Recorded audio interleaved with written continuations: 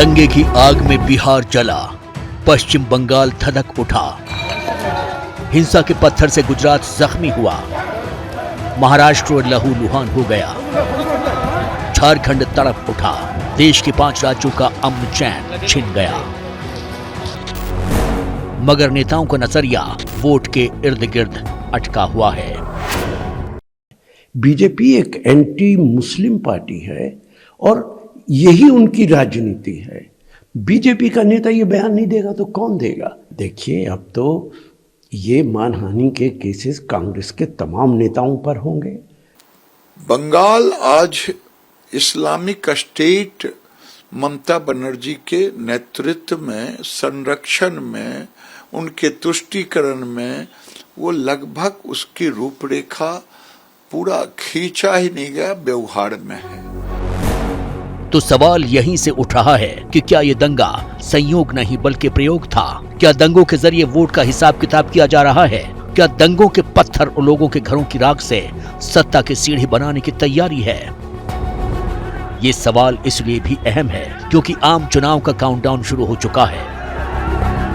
1 बरस से भी कम का वक्त बचा है और धार्मिक जज्बातों की चिंगारी से जो दंगे की आग सुलगाई जा रही है, उसे बुझाने से ज्यादा दूसरों पर थोपने की कोशिश ज्यादा है। जब से बीजेपी के ईडी की सरकार जब से आई है, तब से महाराष्ट्र में इस तरह की असुरक्षितता इस महाराष्ट्र में बनी हुई है और इसकी कंप्लेंट हम माननीय राज्यपाल महोदय। अब जरा समझिए कि जिन 5 राज्यों में दंगों की आग सुलगी, उसकी संसद में कितनी अहम हिस्सेदारी है। बिहार में 40 लोकसभा की सीटें हैं, जिनमें से 23 बीजेपी गठबंधन के पास है और 16 बीजेपी विरोधी जेडीयू के पास। पश्चिम बंगाल में 42 सीटें हैं, जिनमें बीजेपी के 18 और टीएमसी के 22 सांसद हैं, 2 कांग्रेस के हैं। महाराष्ट्र में 48 संसदीय सीट हैं, जिनमें 24 बीजेपी गठबंधन के पास हैं।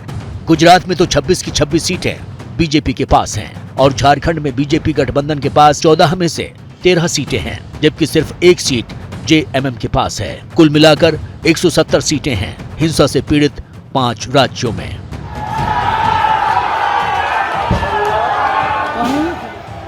जिनमें 100 से ज्यादा सत्ताधारी बीजेपी के पास है और इनमें से 3 राज्यों में मसलन बिहार, पश्चिम बंगाल और झारखंड में गैर बीजेपी सरकार है। अब जरा समझिए कि इन राज्यों में मुस्लिमों की आबादी क्या है।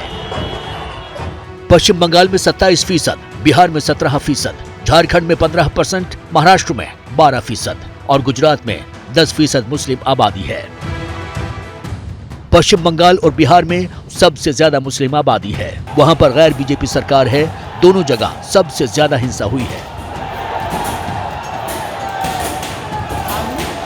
2019 में बिहार में, पश्चिम बंगाल में बीजेपी ने दीदी को कड़ी टक्कर दी थी। रामनवमी को हुए दंगों के जरिए वोटों को साधने की कोशिश शुरू हो चुकी है।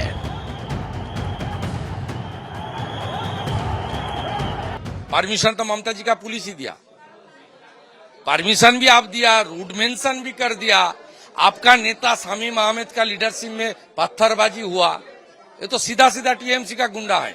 कि पहले ये जाते हैं, अमित शाह से मिलते हैं, फिर बंगाल में वापस आता है, बीजेपी का स्टेज में जाके मीटिंग करता है और बोलता है टीवी में नजर रखना और अगला दिन दंगे होता है। तो कौन जिम्मेदार है इसके लिए?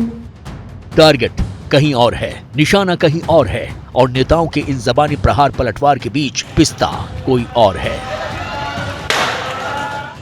सबसे डराने वाली बात यह है कि हिंसा के जरिए वोट बैंक को साधने की सियासी रवायत पुरानी रही है और समय काल परिस्थिति के हिसाब से तमाम पार्टीज को इसका फायदा मिलता भी रहा है।